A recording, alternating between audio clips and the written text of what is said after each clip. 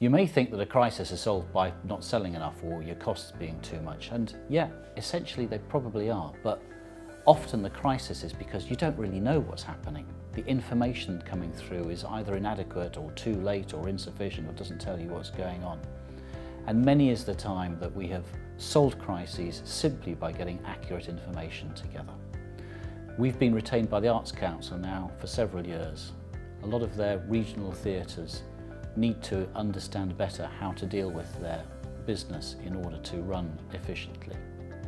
And often the only thing that they use is the financial account statement, which is sent to the Charity Commission and others, demonstrating that they've got incoming resources and outgoing resources, and they need to balance the two. What it doesn't show is where the money actually goes in management terms in the business.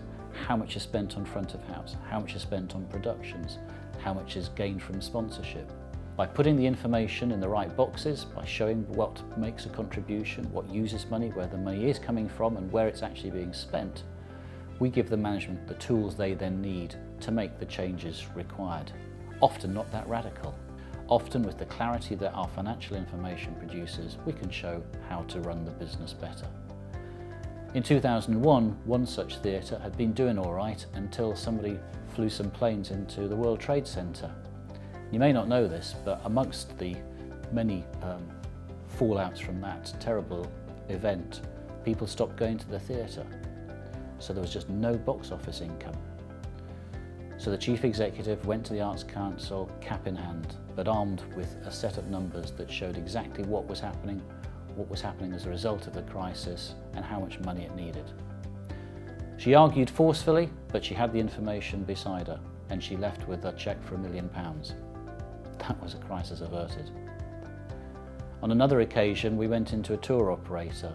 The founders of the business had fallen out some years ago, and the sales director had carried on, and the finance director had left. The sales director had entrusted the accounts to the remaining accountant, who'd done a decent job until this week, when he said he couldn't pay the airlines the money.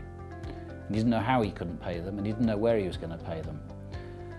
So we were called in. In fact, we weren't allowed to leave. We were asked to stay there from the minute that we arrived in order to work on the business. And my colleague met the bank the following Thursday.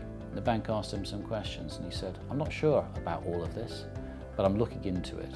And the bank said, "Okay, we'll pay the cheque this month. We'll make sure the airlines get paid because you seem to know what you're talking about." We looked into it and we discovered what had been going on, that the business had been funding a branch and nobody had accounted for it properly.